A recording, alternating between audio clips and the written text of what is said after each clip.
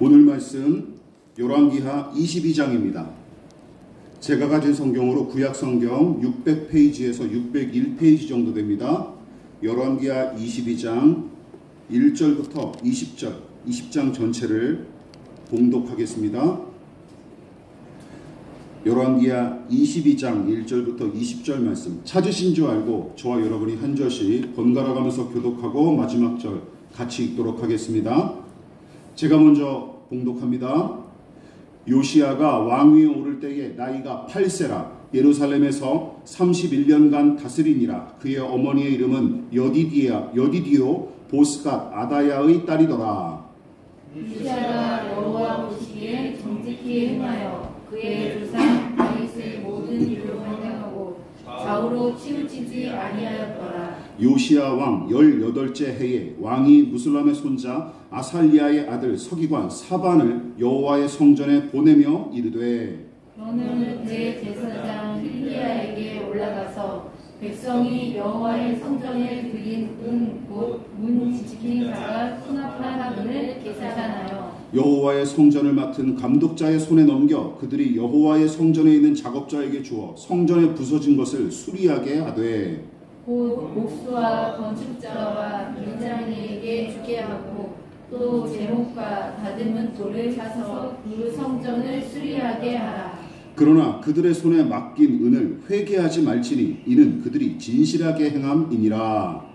대제사장 힐기야가 서기관 사반에게 이르되 내가 여호와의 성전에서 율법책을 발견하였노라 하고 힐기야가 그 책을 사반에게 주니 사반이 읽으니라. 서기관 사반이 왕에게 돌아가서 보고하여 이르되 왕의 신복들이 성전에서 찾아낸 돈을 쏟아 여호와의 성전을 맡은 감독자의 손에 맡겼나이다 하고 또 서기관 사반이 왕에게 말하여 이르되 제사장 힐기야가 내게 책을 주더이다 하고 사반이 왕의 앞에서 읽으되 왕이 율법책의 말을 듣자 곧 그의 옷을 찢으니라.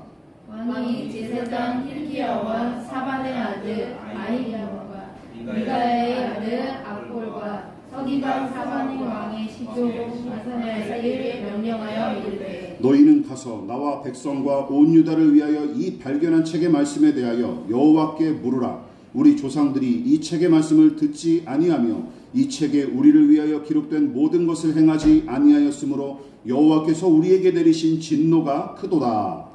이에 제사장 힐기야와 또 아히감과 악볼과 사반과 아사야가 여호와의 힐기야에게 나아가니 그는 하스의 손자 다윗의 아들로서 애국을 주관하는 살롬의 아내라. 예루살렘 둘째 지역에 거주하였더라. 그들이 그와 더불어 말하매 훌다가 그들에게 이르되 이스라엘 하나님 여호와의 말씀이 너희는 너희를 내게 보낸 사람에게 말하기를 여호와의 말씀이 내가 이 곳과 그 주민에게 재앙을 내리되 곧 유다 왕이 읽은 책의 모든 말대로 하리니 이는 이 백성이 나를 버리고 다른 신에게 분향하며 그들의 손의 모든 행위로 나를 경노하게 하였습니다. 그러므로 내가 이곳을 향하여 내린 진노가 꺼지지 아니하리라 하라 하셨느니라. 너희를 보내 여호와께만 유다 왕에게는 너희가 이렇게 말하라. 이스라엘의 하나님 여호와가 이같이 말씀하셨느니라. 내가 들은 말들에 대하여는 내가 이곳과 그 주민에게 대하여 빈토가 되고 저주가 되리라 한 말을 내가 듣고 마음이 부드러워져서 여호와 앞 곧 내 앞에서 경비하여 옷을 찢고 통곡하였으므로 나도 내 말을 들었노라. 여호와가 말하였노라. 다같이 그러므로 보라 내가 너로 너의 조상들에게 돌아가서 평안히 묘실로 들어가게 하리니 내가 이곳에 내리는 모든 재앙을 내 눈이 보지 못하리라 하셨느니라 하니 사자들이 왕에게 보고하니라. 아멘. 예, 말씀의 제목을 다 같이 한번 읽어보시겠습니다. 자, 시작. 제자리를 찾아가는 아름다운 풍경. 예, 제자리를 찾아가는 아름다운 풍경이란 제목으로 말씀의 은혜를 함께 나누도록 하겠습니다.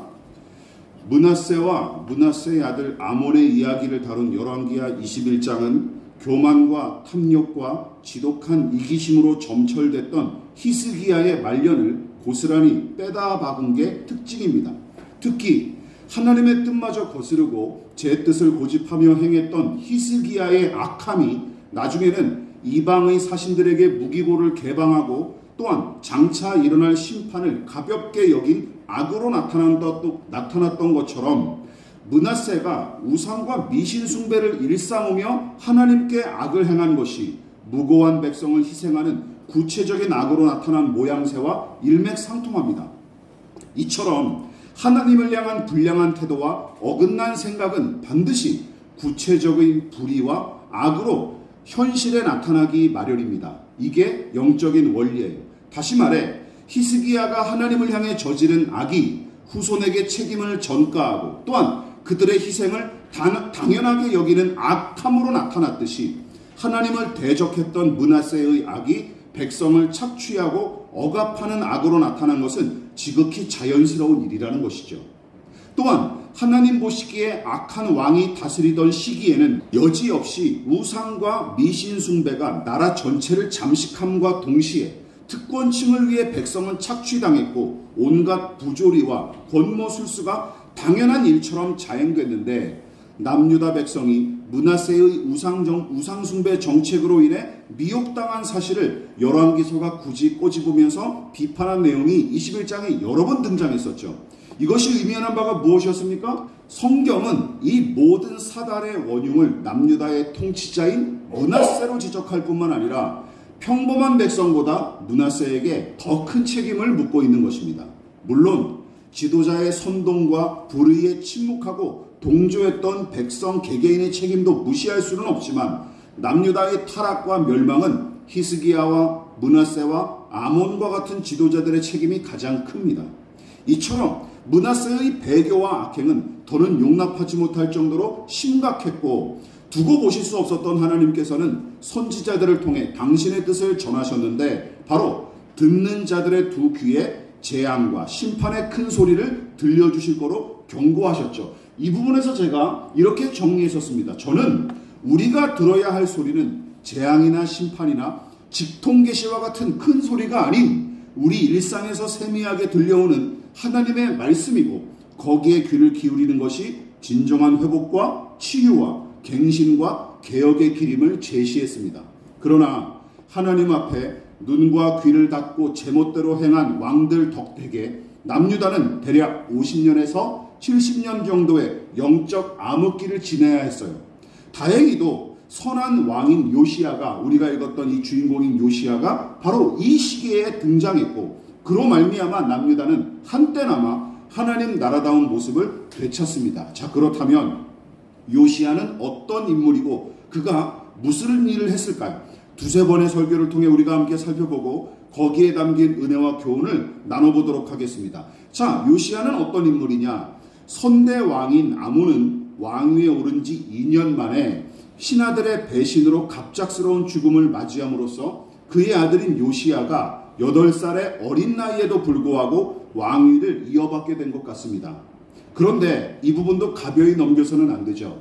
즉 남유다가 꽤 오랫동안 영적인 암흑기를 지냈는데도 불구하고 나라의 기본적인 기틀과 체제가 다 망가지지 않았다는 사실을 분명하게 엿볼 수 있는 사건이 있는데 그게 무엇이냐? 바로 북이스라엘처럼 왕을 죽이고 반란을 일으킨 자들이 손쉽게 왕위를 차지하는 게 아니라 도리어 다른 신하들과 백성이 반란자들을 처벌하고 아몬의 아들이 요시야를 새로운 왕으로 세운 것입니다. 자, 열왕기하 21장 23절 같이 읽어볼까요? 시작. 그의 신복들이 그에게 반역하여 왕을 궁중에서 죽이매 그 국민이 아몬 왕을 반역한 사람들을 다 죽이고 그의 아들 요시야를 대신하게 하여 왕을 삼았더라. 그렇죠. 아몬을 죽인 신하들은 왕의 악행을 중단시키고 더불어 나라의 안위를 위해 반란을 일으켰던 게 아닌 것 같습니다. 그저 왕권 탈취를 목적으로 반란을 일으켰던 까닭에 다른 신하들과 많은 백성이 반란을 일으킨 자들을 반역자로 여겨 처단했을 가능성이 큰데 반역자들을 처단한 뒤에 아몬의 아들인 요시야를 새로운 왕으로 순조롭게 추대한 일 자체가 바로 그 사실을 방증하는 것이죠. 만일 반역자들을 처단한 이 사람들이 욕심이 있었으면 요시야를 세우겠습니까? 그렇지 않죠. 자기들이 차지했겠죠. 근데 요시야를, 아몬의 아들인 요시야를 순순히 세운단 말이죠. 이 시스템이 남아 있었다라는 거예요. 아직 남유다에는. 따라서 남유다는 히스기야와 므낫세와 아몬의 연이은 악행과 악정으로 매우 위태로운 지경까지 이르렀으나 나라를 지탱하는 법적인 기틀과 정치 체제까지 완전히 무너진 상태는 아니었던 것 같습니다. 그렇다고 국정이 올바르게 운영됐다거나 하나님을 합당하게 모시는 상태도 아니었죠. 종교와 정치와 국방과 외교와 경제 등의 모든 분야가 심각하게 혼돈에 빠진 상태였고, 그 암울한 시기에 남유다의 왕으로 등극하여 무려 31년간 고군분투한 인물이 바로 요시야 왕입니다. 특히 열왕기서는 하나님의 성전을 청소하고 수리했던 일을 요시야의 첫 활약으로 기록하면서 이야기의 포문을 여는데, 그중에서도 요시야를 비롯한 모든 등장인물이 재미있게도 제 역할을 톡톡히 감당하는 모습으로 등장해요. 그 내용을 요약하면 이러합니다. 자, 서기관 사반은 이렇고요. 대제사장 hil기야는 왕명에 따라 성전을 관리하기 시작했고, 또 율법책을 찾은 뒤 또 서기관 사반에게 맡기죠. 그리고 성전 공사 감독관들과 인부들은 임금을 받고 본격적으로 성전 수립을 시작합니다. 또 여선지자 훌다를 찾아가죠. 여선지자 훌다가 하나님의 계시를 받고 하나님의 뜻을 왕과 신하들에게 온전히 전달하는 역할을 맡고 있어요. 자, 우리가 여기서 주목할 점은 거의 피폐할 정도였던 남유다의 신앙의 현실이죠. 그러니까 요시야 이전까지 하나님의 성전은 관리는커녕 거의 방치된 채로 남아있었고, 이 하나님께 드리는 제사마저 아마도 아무렇게나 집전되거나 아예 중단됐던 게 틀림없습니다. 게다가 이스라엘의 법전이자 하나님의 말씀을 기록한 율법책은 어디 있는지 모른 채로 내버려뒀다가 성전 보수를 하는 도중에 우연찮게 발견된 셈인데, 여러분, 율법책을 기록하고 가르치는 직책을 맡은 서기관이 그동안 사라졌던 율법책을 찾지 않고 가만히 있었던 이유는 무엇일까요? 여러분 보십시오. 또한 성전 관리를 책임진 대제사장과 제사장들은 왜 지금까지 손을 놓고 있었을까요? 답은 간단합니다. 답은 간단해요. 왕들이 성전과 율법에 전혀 관심을 두지 않았고, 오히려 우상과 오히려 우상과 미신을 열렬히 숭배했기 때문이에요. 심지어 대부분 백성도 마찬가지였기에 여호와 하나님을 섬기는 사람들은 철저히 외면당할 수밖에 없었고, 특히 종교인들은 생계의 어려움을 직면함과 동시에 신앙인으로서의 보람과 가치를 찾기가 매우 어려운 시대였습니다. 누가 제사장 하겠습니까? 이런 시대에. 그러니까 지난 설교에서도 언급했다시피 지도자가 관건이고 그의 책임이 가장 큽니다. 노욕에 사로잡혀 추한 말년을 보낸 히스기야, 또한 말년의 아버지를 닮아 탐욕과 교만에 사로잡혀 미친 듯이 우상과 미신을 섬기고 무고한 백성을 착취했던 그의 아들 므낫세, 그리고 짧은 인생을 살다 갔지만 악을 행하기 일쑤였던 아몬, 이들이 이 모든 사달의 원흉인 것입니다. 그런데 드디어 서기관과 대제사장이, 그리고 성전 보수를 맡은 인부들이, 마지막으로 선지자가 제 역할에 맞게 활약하기 시작합니다. 그렇다면 여호와 하나님을 섬기는 종교인들은 물론이고 성전 보수를 책임진 인부까지 제 역할을 감당하기 시작한 결정적인 요인은 무엇입니까? 이에 대한 해답도 간단하죠. 누구 때문이에요? 왕 때문입니다. 바로 요시야가 왕의 직분과 역할을 제대로 감당하기 시작했기 때문입니다. 즉, 지도자의 지도력이 올바르고 합당하게 발휘된 까닭에 신하들은 신하답게, 종교인들은 종교인답게, 건축 감독과 인부들은 제 본분에 맞게 나라가 돌아가기 시작했던 것이죠. 여러분, 요시야가 본문에서 한 일을 우리가 다시 한번 돌아보십시다. 이렇게 세 가지로 나눌 수 있어요. 성전 보수를 위한 정책을 수립하고 집행했죠. 또한 서기관 사반이 되찾은 율법책을 낭독하고 왕은 그 말씀을 듣습니다. 마지막으로 훌다 선지자에게 가서 더 자세한 하나님의 뜻을 여쭙도록 조치를 했죠. 이게 다 요시야가 감당한 일이었어요. 요시야가 다 음으로 양으로 이 판을 깔아준 것이죠. 그 판 위에서 이런 일들이 벌어진 거예요. 우선 성전 보수를 위해 일하는 요시야의 모습은 남유다의 8번째 왕인 요아스와 비슷합니다. 기억나십니까?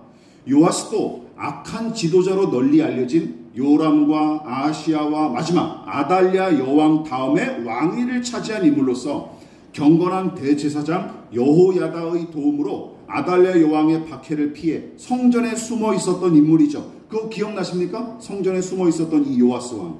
게다가 훗날 악정을 펼친 아달랴 여왕을 몰아내고 왕위에 오르자마자 무슨 일을 했어요? 바로 성전 보수를 위해 힘썼던 인물이죠. 이처럼 하나님의 성전을 향한 왕의 태도와 조치는 하나님과의 관계와 매우 밀접한 관련을 맺고 있으며 남유다와 북이스라엘 역사가 그 사실을 고스란히 보여줍니다.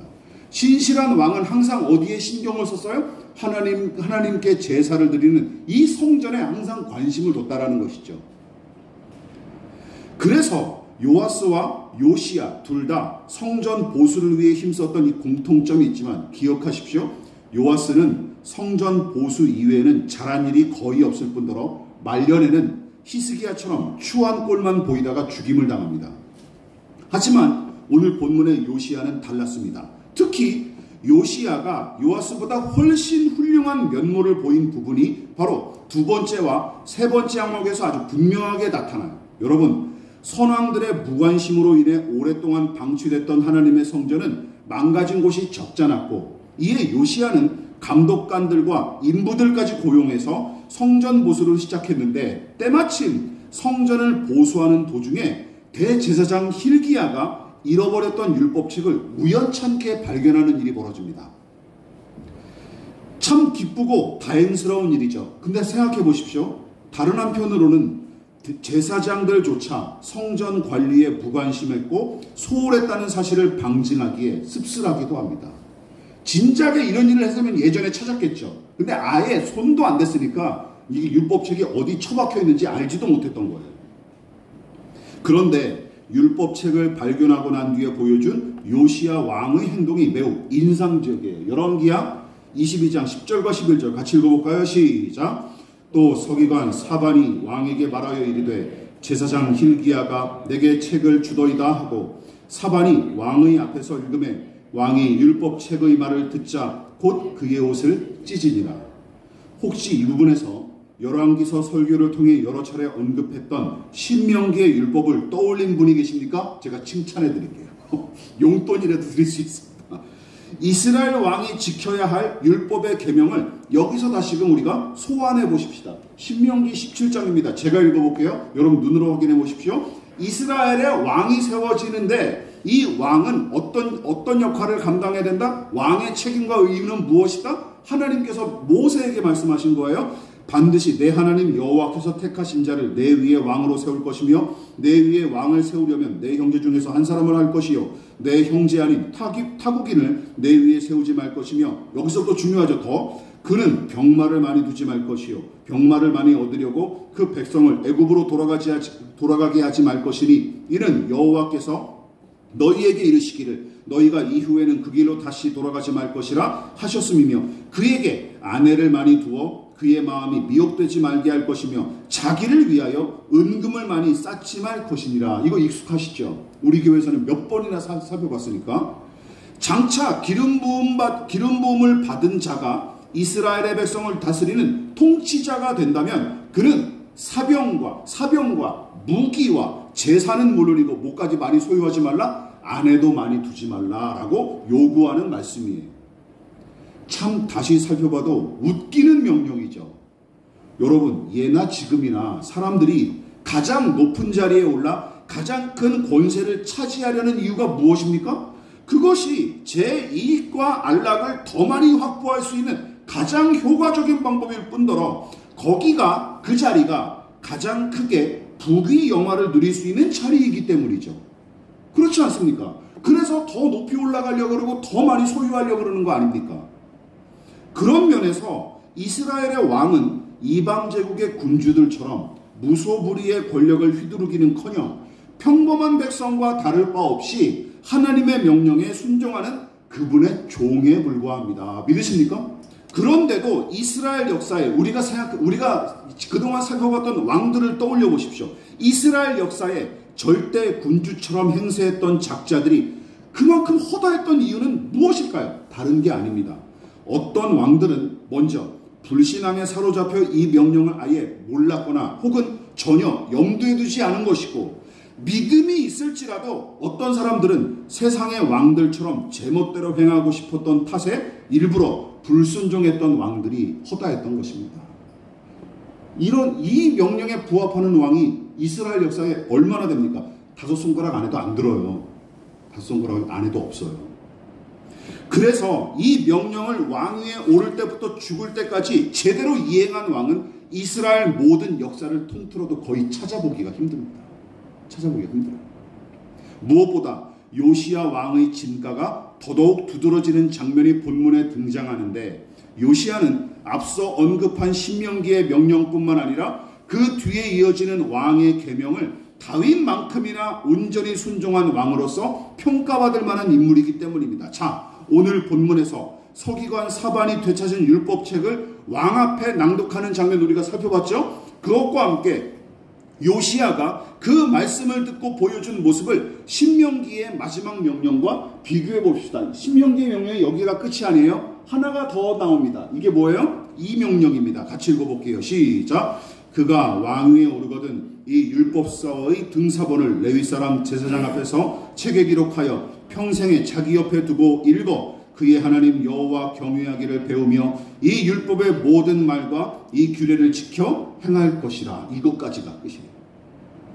이스라엘의 모든 왕을 통틀어 이 말씀의 명령을 재현하듯이 선명하게 보여준 왕은 제가 아는 한도 내에서는 요시야밖에 없습니다. 이걸 아주 구체적으로 선명하게 기록한 왕은 말이죠. 특히 율법의 말씀을 듣고 옷을 찢으며 통곡하는 요시야의 모습이 저에게 더 깊은 울림을 주며 가슴에 와닿았던 까닭이 있습니다. 여러분, 앞서 지적했던 내용을 다시금 떠올려 보십시오.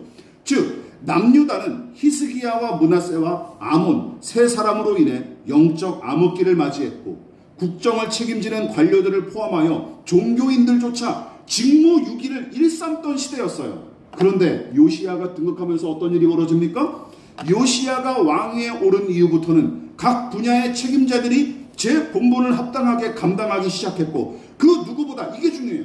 요시야 자신이 신명기에 기록된 아까 우리가 살펴봤던 왕의 계명대로 율법의 말씀 앞에 자기를 한껏 낮춤으로써 백성 위에 군림하는 절대 군주가 아니라 하나님의 종임을 고백하며 솔선수범하는 자세를 보여줬기 때문입니다.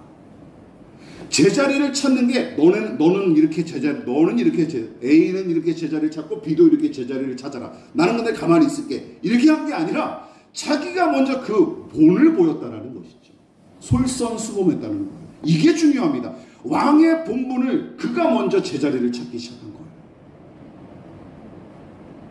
이처럼 요시야는 예수께서 말만 하고 행하지 않는 자들, 남에게 무거운 짐을 지우되 자기는 손가락 하나 까딱하지 않는 자들이라며 신랄하게 비판하셨던 서기관들과 바리새인들과 다르게 신하들과 제사장들과 선지자와 노동자들이 제 본분을 감당하여 제자리를 찾게끔 이끌었을 뿐만 아니라 왕의 직책을 하나님의 종답게 감당하는 모습을 저 스스로 솔선수범하여 보여주고 있는 것입니다. 이게 중요해요.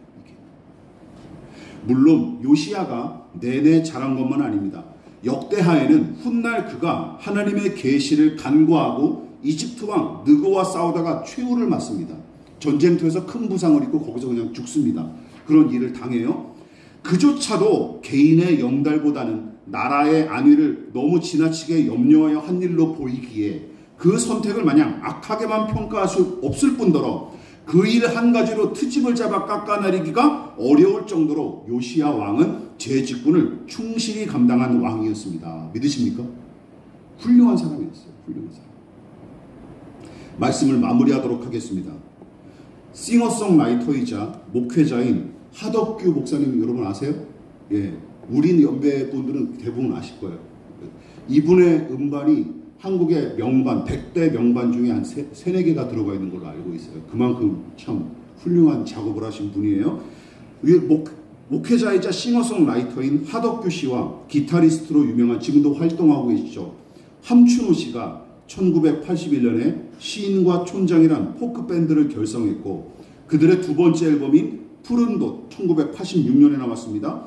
푸른돛의 수록곡 중에 풍경이라는 노래가 있는데, 지금도 종종 음악을 좋아하는 사람들의 입에 오르내리는 노래예요.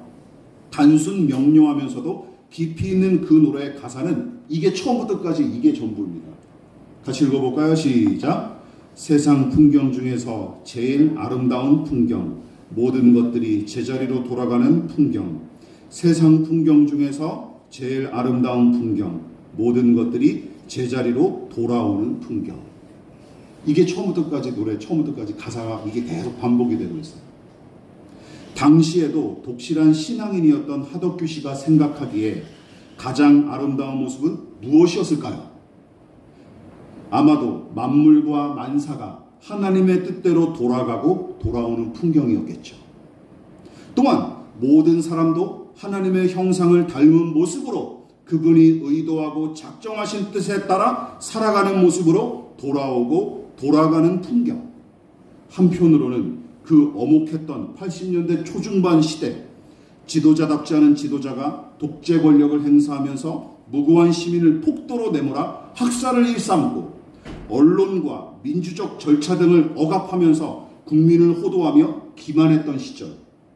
그래서 나라와 국민을 지켜야 하는 군인이 엉뚱하게 국민을 향해 총구리를 겨누고, 국민을 위해 봉사해야 할 공무원은 독재 권력의 수종 노릇을 기계의 부속품처럼 충실히 감당하던 시대, 심지어 진리와 신앙 양심에 따라 선지자적 사명을 감당하고 시대의 아픔을 끌어안아야 할 교회와 그리스도인들이 도리어 독재자에게 신적 권위와 정당성까지 부여하면서 권력과 야합하고, 심지어 권력의 개 노릇을 자처하면서 경제 호황의 깨평이나 얻어먹던 시대, 그리고 먹고 살기 위해, 취업과 진학을 위해 무수한 사람이 가족과 고향을 등지고 도시로 향하던 그 시대.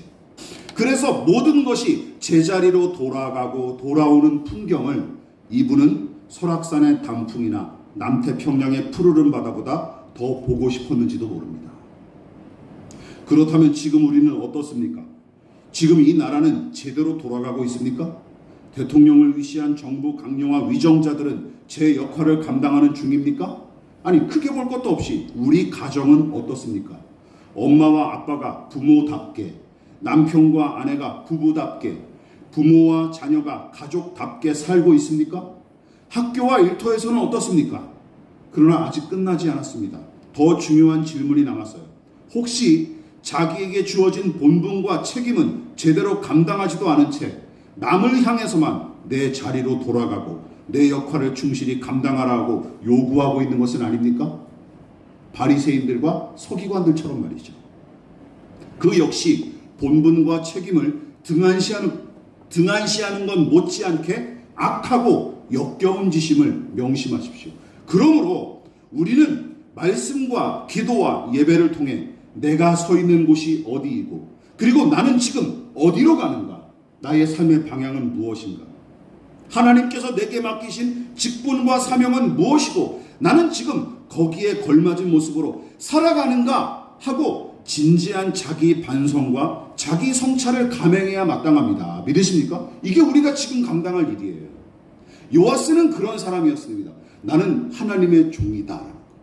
이 분명한 정체성을 이 신명기의 율법의 말씀을 따라 율법의 말씀 앞에 자신을 바짝 낮추고 하나님 앞에 엎드려 애곡했던 거예요. 이 말씀에 비춰보니까 자기가 처해 있는 이 남유다의 이 현실이 너무나 망가져 있는 것을 보게 된 것이죠. 무너지고 통곡하지 않을 수 있겠습니까? 그래서 통곡했던 것이죠. 가슴을 두드렸던 것이죠. 따라서 기억하십시오. 자기도 안 하고 못하는 일을 남에게 강요하는 짓은 그만하십시오. 참된 어른다움이 뭔지 아십니까? 이거예요. 예, 참된 어른다움. 예. 나도 못하는데, 나도 안 하는데 자식들에게 강요하지 마십시오. 후배들에게 강요하지 마십시오. 멍청한 짓입니다. 그러니까 꼰대라고 부르는 거예요. 꼰대라고 부를 수밖에 없어요.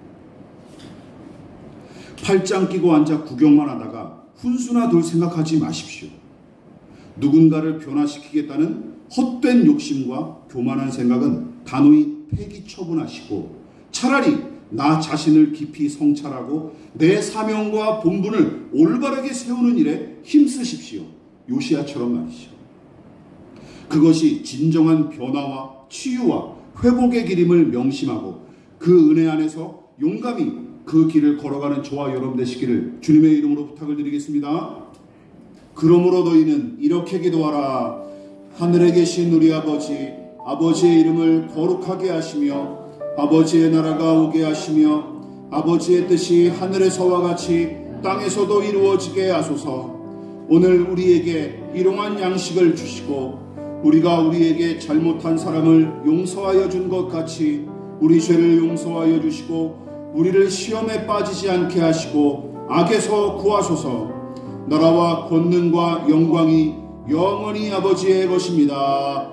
아멘.